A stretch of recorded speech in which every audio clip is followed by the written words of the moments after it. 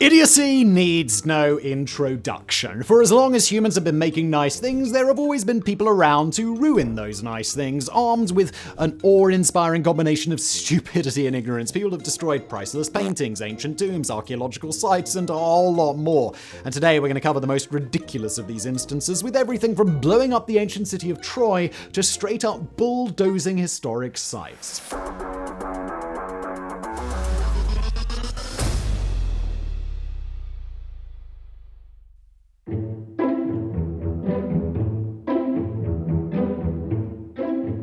Now, this video is going to cover many artifacts that have been damaged or destroyed by a serious lack of critical thinking. But what if instead of just a single artifact, someone were to destroy an entire ancient city? Well, that's exactly what happened in the 1870s in Turkey. Meet Johann Ludwig Heinrich Julius Schliemann, born in Germany in 1822. Schliemann was a remarkably intelligent fellow, reportedly being conversational in 13 languages, including Russian, Arabic, Greek, and Latin. He used his wits to make a quick buck everywhere he went, such as setting up a bank in California during the gold rush and selling it for a huge profit just 6 months later, after which he moved to Russia and cornered the market on lead right at the outbreak of the Crimean War, selling a fortune's worth of ammunition to the Russian Empire. By age 36, his various business ventures had made him wealthy beyond his wildest imagination, and he decided that for the rest of his life he was going to dedicate himself to his dream, archaeology. Specifically, Schliemann had a keen interest in the stories of Homer and the ancient civilizations around the Mediterranean, and he had a burning desire to investigate the mysteries of the ancient city of Troy, the supposed location of an epic battle between the Greeks and the Trojans, as described in the Iliad. But before we get into his archaeological escapades, let's get a few things straight about Schliemann. First of all, for as smart as he was, it's pretty clear in hindsight that he wasn't the most honest guy around. In his autobiography, he claimed that he was in California when it officially became a state in 1850, and he was granted US citizenship. However, other sources place him across the world in St. Petersburg at the time, and according to records, he didn't get US citizenship for another 19 years. Schliemann also claimed that before heading off to California, he met and had dinner with Millard Fillmore, the 13th President of the United States. However, there is no evidence of his attendance, and it's likely that he simply read about the meeting in the local papers and added himself to the story after the fact. And his fishy dealings wouldn't end with business, as they extended into his archaeological endeavors as well. In 1868, he visited sites of ancient Greece and published a book, which he submitted to the University of Rostock, for which he was awarded a PhD. However, later analysis showed that much of his work was simply translations or interpretations of others' contemporary works. Regardless of all of this, he was working his way to becoming a prominent member of the archaeological community, and he set his sights on finding the lost city of Troy. After coming up empty-handed in a few hypothesized locations, he ran into an Englishman named Frank Calvert, a fellow amateur in the field who had also been looking for Troy for many years. Calvert convinced Schliemann to begin excavating at a site called Hisarlik, which he eventually agreed to do, and they began digging in 1870. After just 3 years, digging had uncovered layers correlating to 9 different cities, aptly dubbed Troy 1 through 9, with 9 being the nearest to the surface. But Schliemann did not have the delicacy or care that comes with modern archaeological training. In his haste to reach the treasures of the Trojan War, which he assumed was in Troy too, he dug huge trenches, destroying artifacts all along the way, and in his biggest lack of judgment, he used dynamite to more quickly pass through the levels. After brutalizing Troy 9 through 3, he finally spotted gold, which he assumed to be the jewelry belonging to Helen of Troy, and announced his success of locating the legendary city. Turns out, they were about 1,000 years too old to be from the estimated time of the Trojan War, meaning that if this was indeed the correct location, the remains of Troy were likely in one of the higher levels that he had so explosively cast aside. One professor in 2012 remarked that Schliemann was able to achieve what the Greeks never could. That is, completely annihilate Troy. He essentially shoveled and blasted his way through the earth, picking up trinkets as he went with no documentation of their location, surroundings, or anything else that might give them some historical context. Heaps of treasures were then smuggled out of the Ottoman Empire and sold to the highest bidder, with most of the artifacts ending up in Germany. It's quite a shame because the destroyed layers not only had the possibility of containing artifacts from Troy, but also thousands of years of other history. Who knows what secrets we might have uncovered if it hadn't been for Schliemann all those years ago.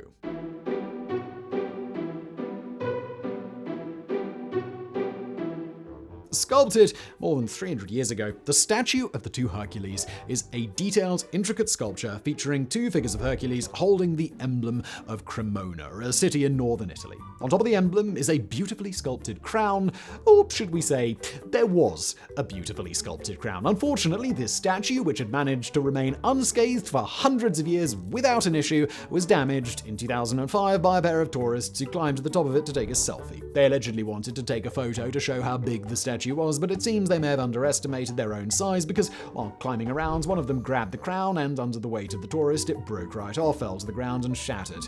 Locals were outraged that a historic symbol of their town had been treated so recklessly by a pair of foreigners whose identities and nationalities were never revealed. But this wasn't the only such case in the region, as it seems Italy may be a sort of magnet for unintelligent tourists. Just a month before the Hercules incident, a Japanese woman faced charges after writing her name on the dome of the Florence Cathedral with an eyeliner pencil, and in 2013, also in Florence, an American man accidentally broke the finger off a 600-year-old statue of the Virgin Mary. He said he was trying to compare his finger to the statue's, but local authorities were confused about how this plan could possibly include bending the statue's finger and snapping it off. And the incident with the two Hercules wasn't even the only selfie-related destruction in Europe at the time. Just a year later, Portugal would be the next victim of an ill-conceived photo op, when a man climbed up to take a photo with the statue of Dom Sebastião, which was displayed between two doorways in the Rocio railway station in Lisbon. The statue's 126-year lifespan came to an end when the man, who remained unnamed in the media, accidentally knocked it over, sending it tumbling to a shattering death on the floor of the train station.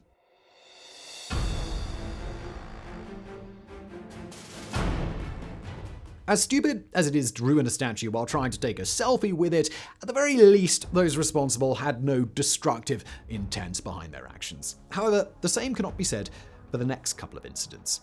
First up is the Nomul Complex, an ancient ceremonial site used by the Maya people. First used as far back as 250 BC, it's one of the oldest and most important archaeological sites in Belize, featuring several hundred mounds, dozens of small buildings, and a central temple. The temple was quite large, with a roughly square base with 50 meters sides, with its highest point more than 17 meters tall. It was this central temple, the largest and arguably the most important structure of the entire complex, that was almost entirely destroyed by a construction company. On the 13th of May 2013, contractors working with Damar's Stone Company showed up to the site with bulldozers and excavators and smashed up nearly 70% of the temple, crushing its limestone to be used as gravel for a road that they were building in a nearby village. Photos showed the excavator clawing away at the sloping side of the pyramid and loading vehicles headed off with what were once part of the structure. It might have been somewhat understandable if they'd bulldozed one of the many mounds, having mistaken it for a natural hill. But the temple was a large and unmistakable structure, not to mention the fact that the ruins were widely known in the area. The head of the Belize Institute of Archaeology noted, "These guys knew that this was an ancient structure. It's just bloody laziness." After an investigation, charges were placed against 4 people: the foreman, the excavator driver, and the managing directors of the company. Each were fined the equivalent of about $3,000 and made a public apology, stating that the company would take steps to make sure that nothing of this sort ever happened again.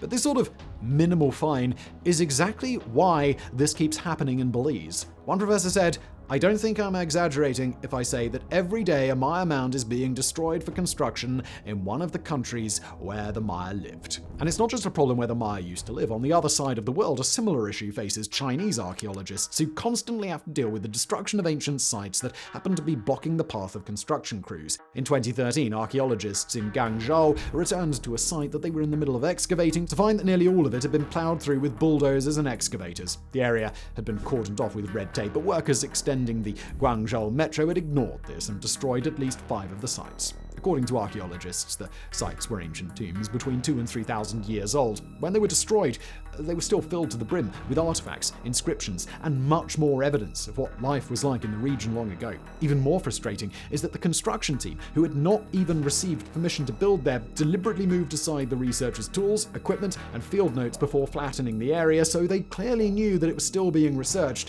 and they decided to mow it down anyway. A few years earlier, the city of Nanjing faced a similar tragedy when construction workers building a new IKEA destroyed another archaeological site that was in the middle of being researched. There were about 10 tombs in total, dating back to the Six Dynasties period about 1800 years ago. Under Chinese law, companies destroying ancient tombs can be fined anywhere from the equivalent of $6,000 to $60,000, but these fines are hardly ever enforced, and even when they are, companies would just rather pay the fine and get on with their project than sit around and wait for researchers to examine every nook and cranny. It's sad, but to many big businesses, deadlines are far more important than preserving history.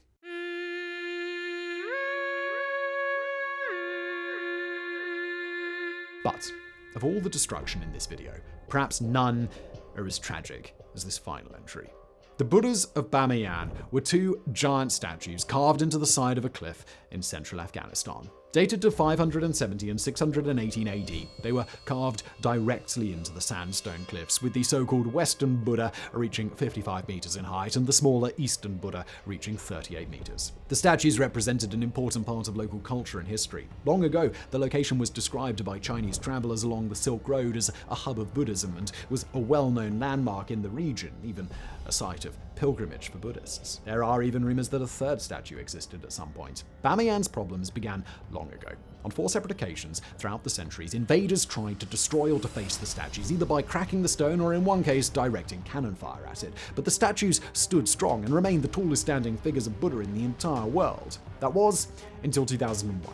Beginning in March of that year, the Taliban, in a classic showcase of their critical thinking skills, decided that the statues were nothing more than offensive idols and their destruction was ordered by their Mullah Omar. Anti-aircraft guns and artillery were fired at the statues, which caused a lot of damage but failed to destroy them completely. After a few weeks, the Taliban resorted to having men rappel down the sides of the cliff and place explosives in the holes of the statue, which were later detonated along with anti-tank mines placed at the base of the carvings. In the end, there was almost nothing left of the once great works of art, immediately sparking protest from both the international community and from locals who said they were forced to assist the Taliban with the demolition. Mullah Omar claimed that the issue was purely religious and bothered no one, and even exclaimed, "What are you complaining about? We are only waging war on stones."